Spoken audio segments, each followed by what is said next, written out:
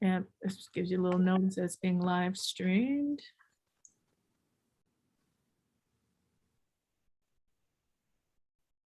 Okay, let me come back to the screen. Let me make sure.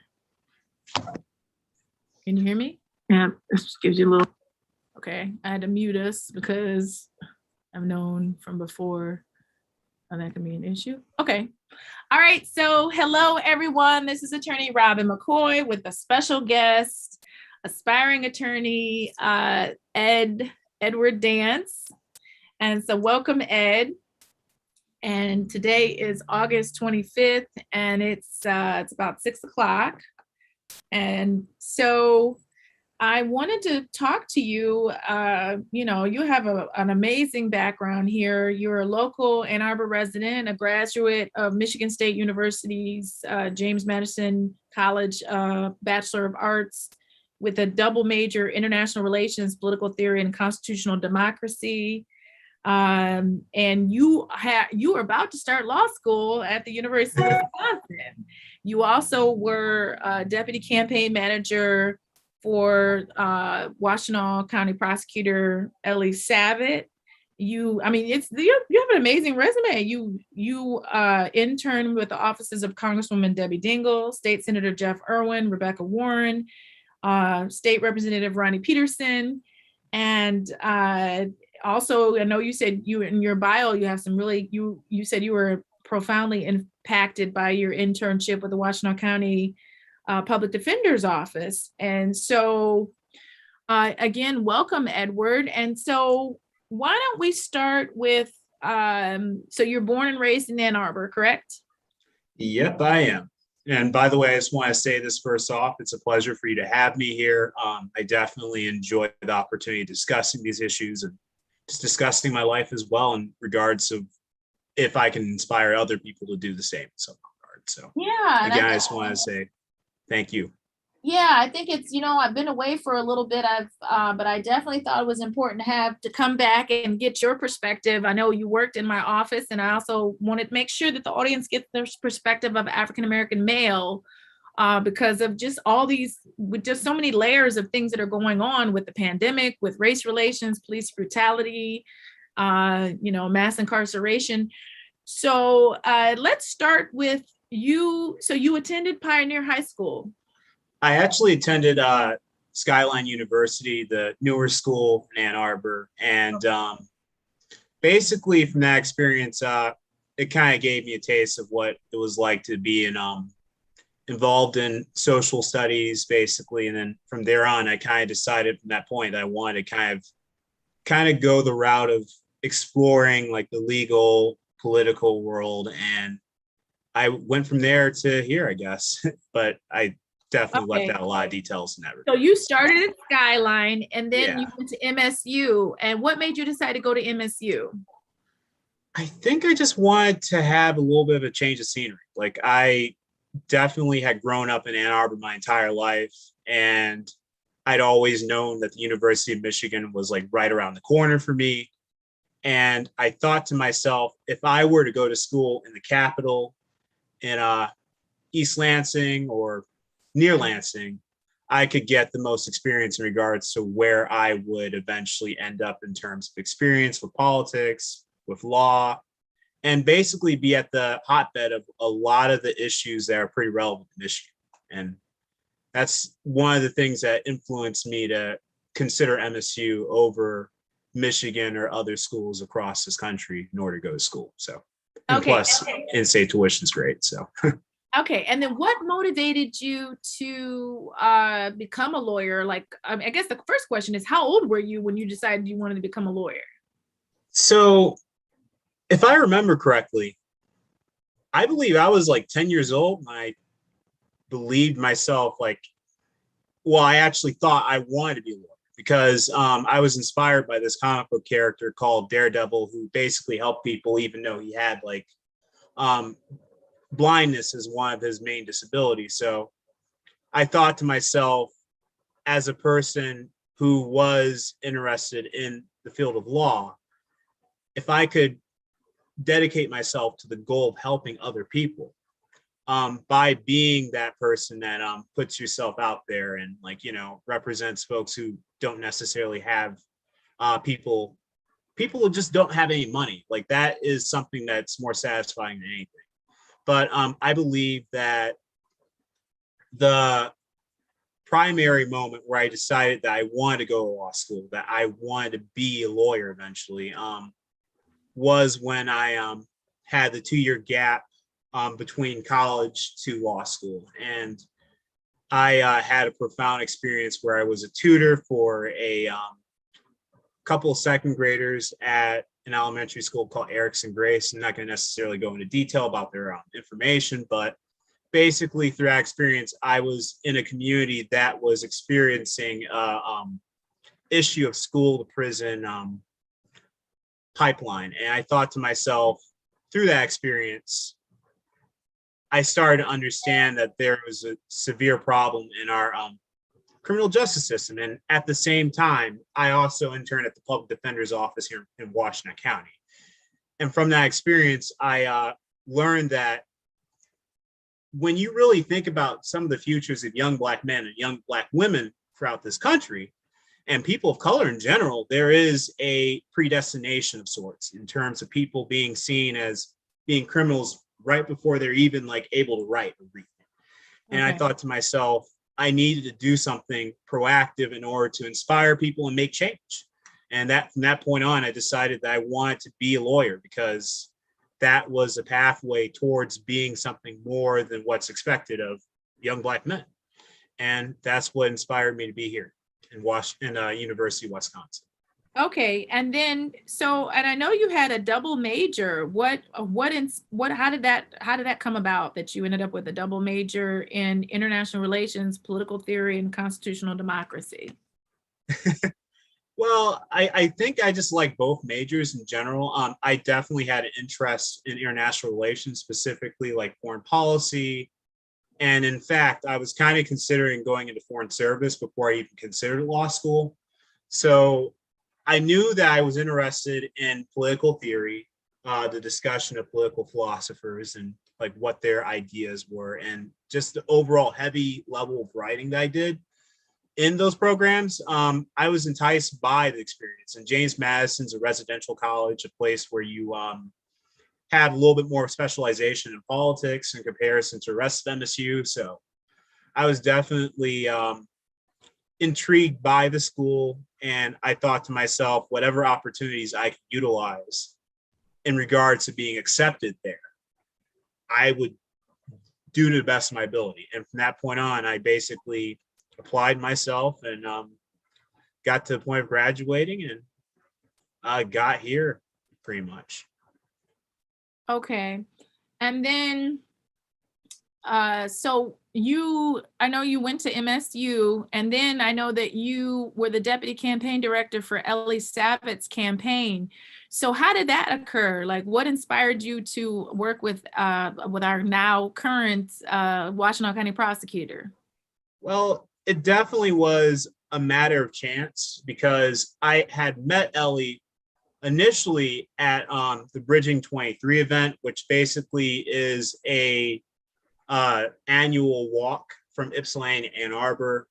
It was an event that usually attracted all kinds of people, specifically those folks who were interested in running for office and stuff, and fighting for good causes, of course. But basically, I got to talking to Elliot and just learned about his views and the fact that he focused not just on just like attacking people or just like the political world, but he wanted to focus on issues, solving problems. And from that experience of me just sitting down talking with him, I just realized from that point on, I wanted to work with Ellie because Ellie basically, he was concerned about the community and like the issues that related to mass incarceration in Washington County. And I thought to myself, a candidate that prioritizes rehabilitation over incarceration, the idea of seeing what we can do to deflect people from the criminal justice system and not even rely upon it all the time, use it as a last resort, especially those folks who are experiencing mental health crises or drug addictions, stuff that you often see with folks that might be vulnerable, and due to economic reasons, they might be influenced to commit crimes.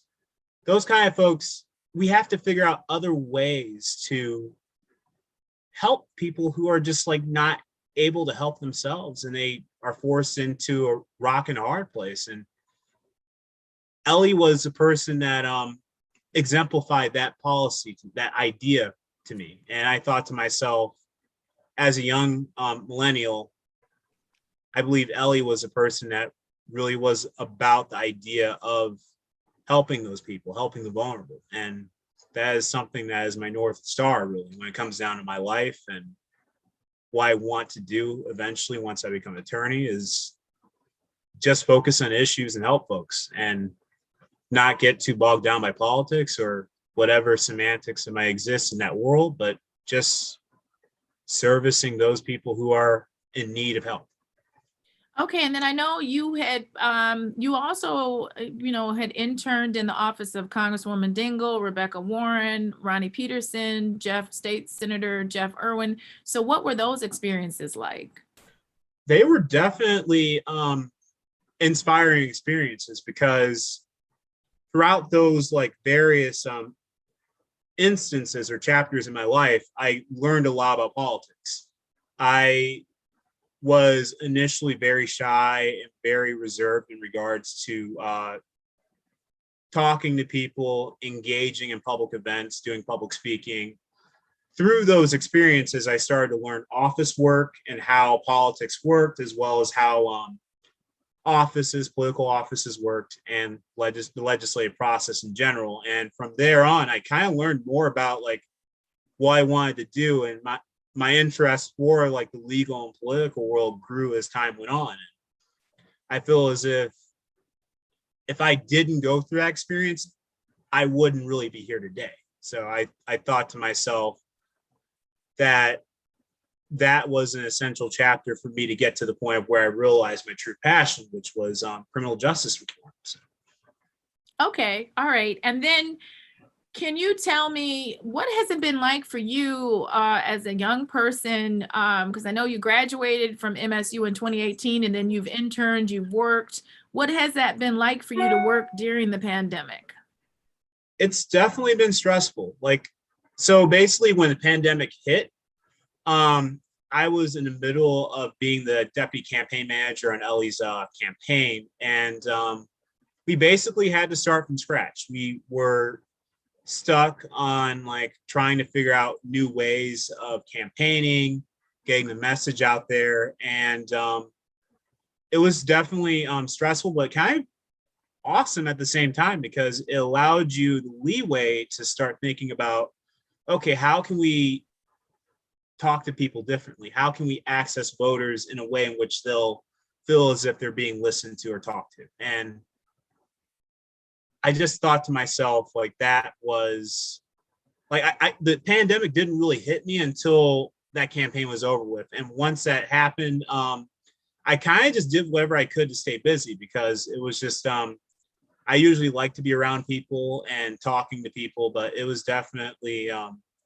somewhat, it was a stressful time. But now that we're starting to kind of open up now, like things are starting to look a little bit better, but cross our fingers, hopefully a Delta variant passes over us. I definitely am feeling a lot better in regards to what's going on. Hopefully we can get to some semblance of normalcy in the next couple of months or a year, who knows.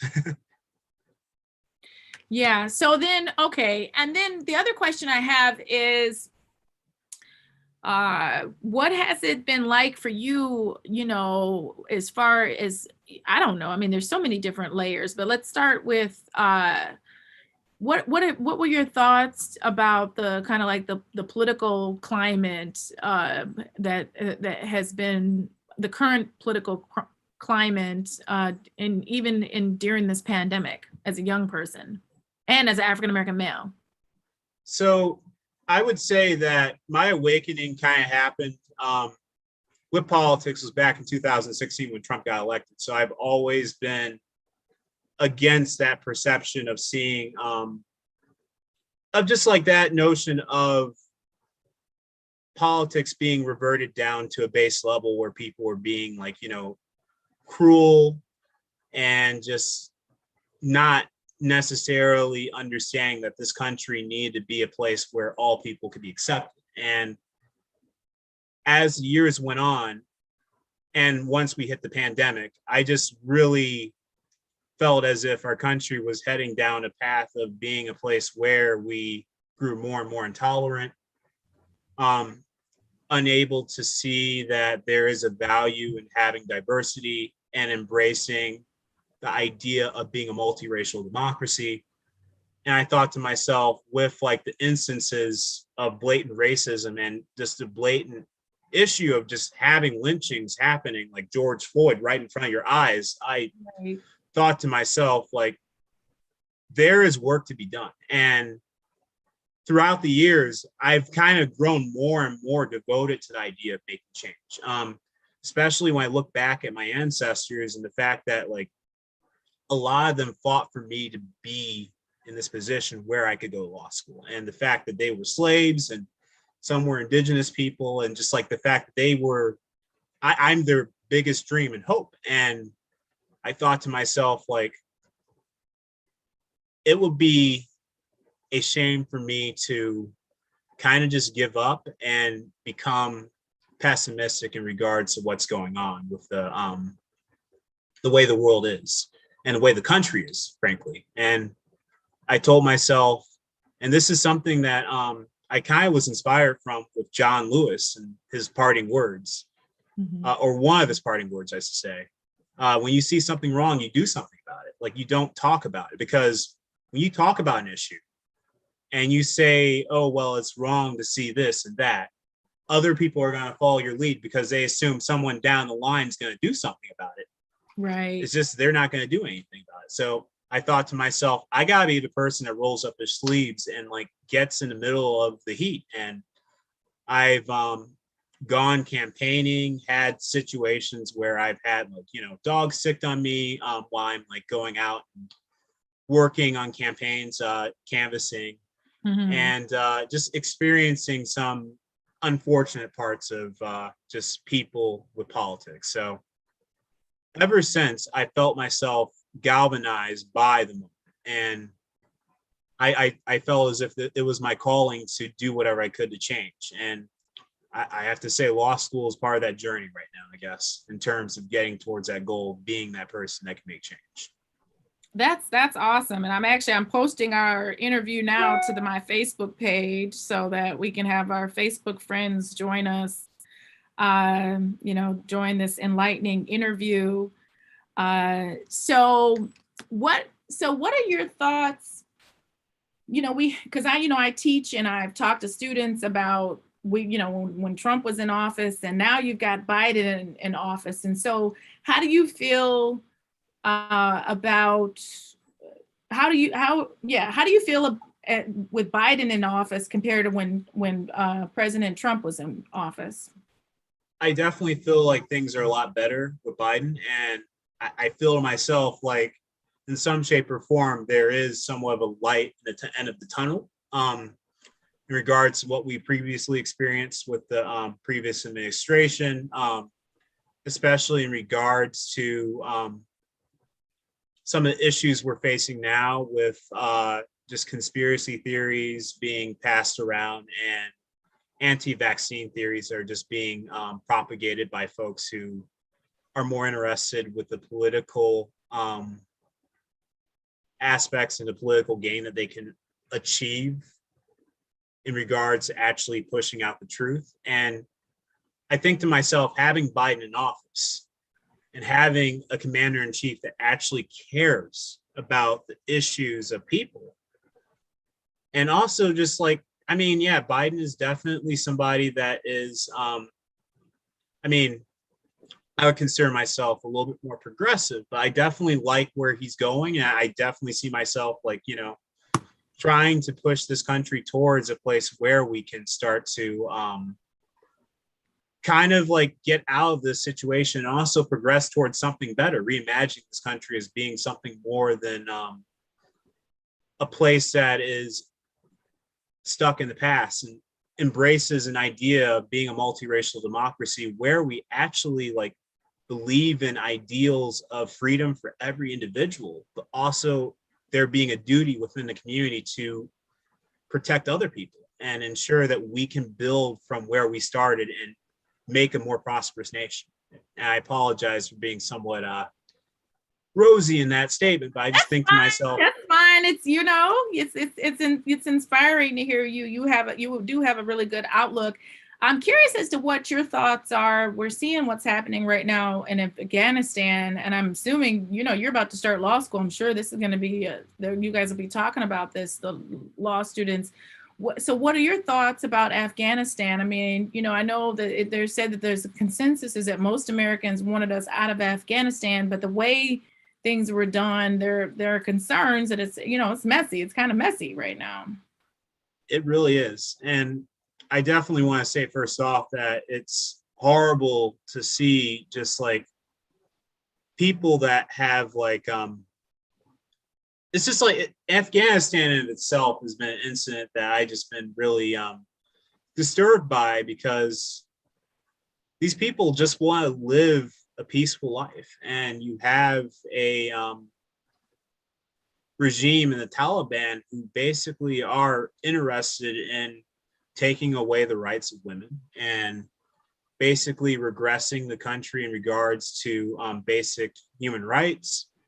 And I definitely believe that if necessary, we definitely need to bring some Afghanistan, especially those folks who worked with us throughout the course of the 20 years in which we were in Afghanistan, to this country, because they put their lives, they literally put their lives in risk for us. And I think to myself, like, that is something that we should honor in terms of ensuring their safety, and maybe even get a couple of American or quite a few American citizens out there, because in general, I believe that we should not regress the idea of who is American, what is American, but start expanding it, and even consider people who are coming to this country in crisis a part of this nation's story. And I think to myself, we need to start kind of getting away from the idea of being a little bit afraid of people who are different from us, and just embrace the idea of being a warm, welcoming country. Right. And then I also, you know, you came to work with us here at McCoy and Associates. That's where I am now. And, you know, I know we started working virtually. You know, we had to be creative because of the pandemic. And then you eventually phased into doing some in-person work. And you did a lot of work with me with expungements. You know, we have this new legislation that went into effect April 11th.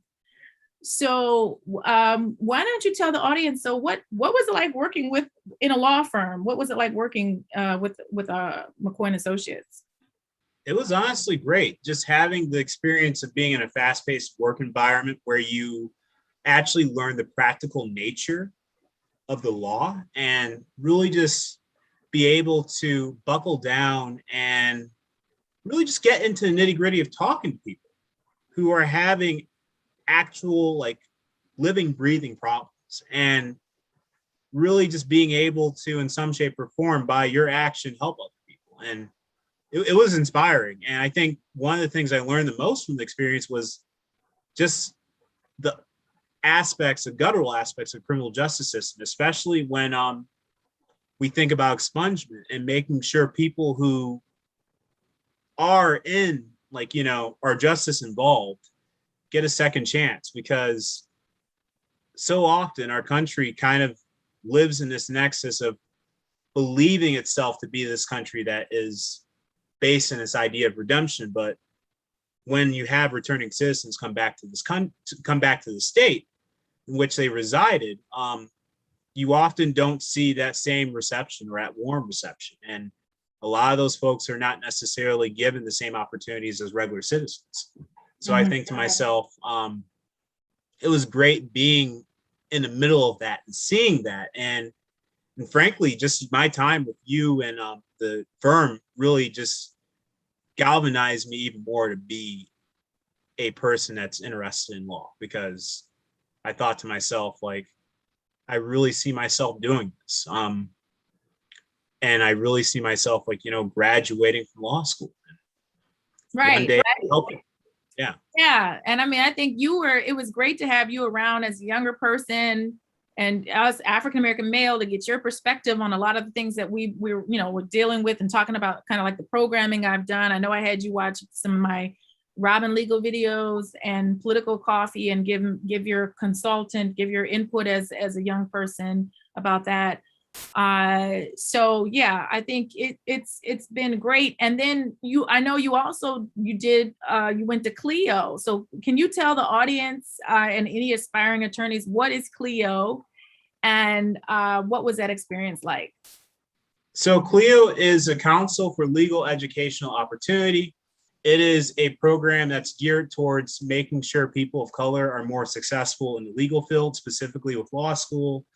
And they provide classes and just extra opportunities for people to get immersed in the legal field before they eventually jump into the ultimate challenge, which is law school. And it's definitely a rigorous system, and it's at times like I didn't necessarily get much sleep, but it was definitely well worth it. And I would recommend anyone who really wants to get into the legal field and who aspires to be a lawyer at some point, like, you look into taking the program, because I am currently now going through some of the orientation material that is given to me from the University of Wisconsin. I feel as if I was prepared in order to deal with like a lot of the material that I'm getting now as a rising 1M. And it's something I think the whole experience was invaluable to me in terms of preparing me for what's to come. Right. Okay. And I know you did CLEO, then you came back with us, worked with us. And now you're in Wisconsin. So what are you in Madison, or where are you in Wisconsin? So I'm currently in Madison. It is a beautiful city. I definitely enjoy being around a place where you kind of see, it's kind of like Ann Arbor, but it's a bigger version of Ann Arbor. And okay, I think it's a little bit more, you see a little bit more diversity in regards to some of the people that you see there. And it's definitely a place that I'm very curious to explore in the next 3 years of me being here. okay. And so, and you said you're doing some orientation, and what has that been like, getting oriented for law school? So it's definitely been a little bit it's interesting because we've had like seminars, daily, weekly videos where we're basically going through Zoom sessions of talking with some of the assistants, I should say, that are, or should I say, the people who are going to be helping us in the back scenes in terms of getting prepared for law school and getting prepared for the classes. So one of the programs I'm currently in is the AEP, or the Academic Excellence Program for University of Wisconsin, where they basically are a support line for law students who are acclimating themselves to the legal world and just like the overall rigors of law school. So basically they're showing us and just explaining to us that they're a resource that we can use in the course of our 3 years being here.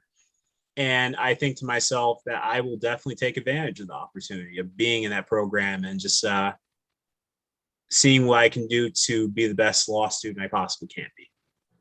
Right. And then, because yeah, you're right at the beginning. You're starting law school. This is pretty exciting. What message do you have for anybody that's watching right now, or that may watch this, that is an aspiring an attorney? Like, what tips would you give them as to, because not everybody that wants to be a lawyer makes it to law school. So you're here, you're right at the precipice. So what tips would you give anybody, any high school students or college students that want to go to law school? What would you tell them?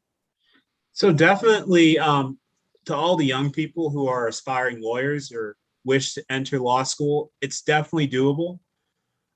It's just that being a Black man and just being a person of color in general, you're going to have a lot of hurdles thrown in front of you. And that's with anything.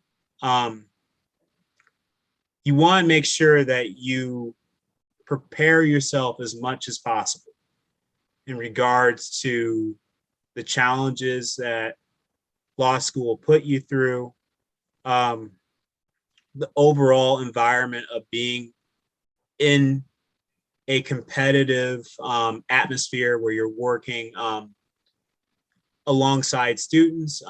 But I think the biggest thing that you should realize is that this is a marathon.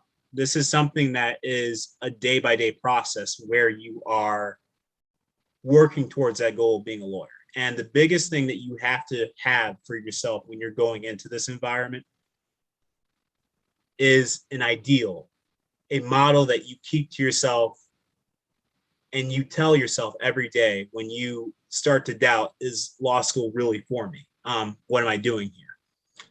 And you tell yourself, okay, when I get through this, and I get certified by the bar, I'm going to be able to make a lot of change or do whatever I can to make my life and the lives of others better. And for me personally, that is what keeps me going, because I think to myself, in the end, my law degree and my certification by the bar, which will be an inevitability, will help me be able to more effectively help those people who are in need of help and the vulnerable in our society.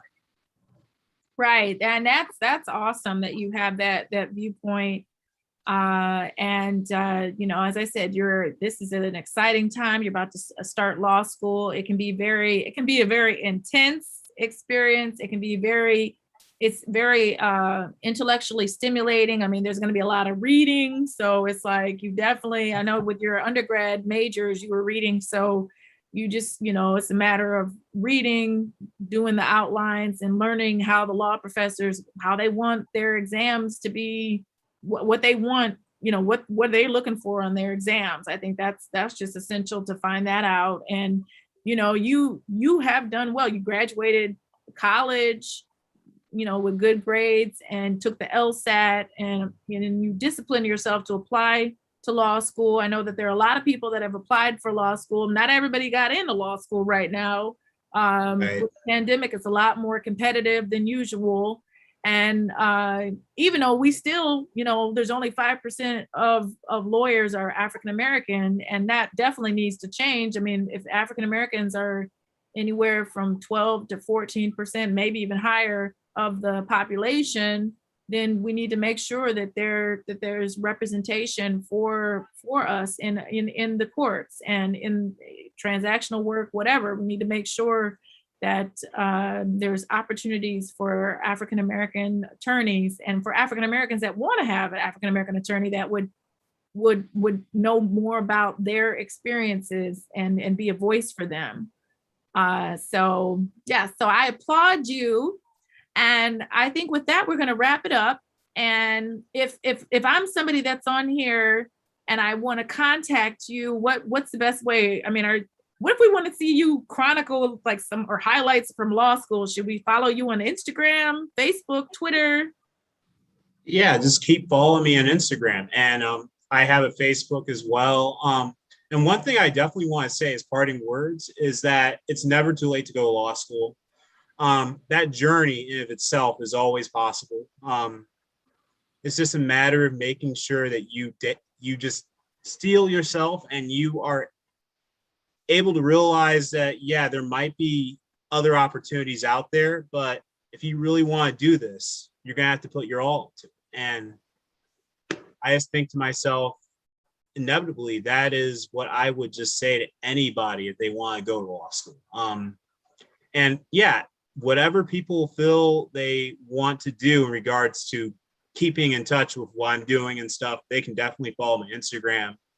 I usually go by my name, Edward Dance. Okay. And just like my Facebook, which is the same name. So whatever people feel like they want to do. But I definitely want to let them know that they can do the same thing I can. And I'm a first generation student. I definitely like, if I didn't have the people in my life right now, I wouldn't be here.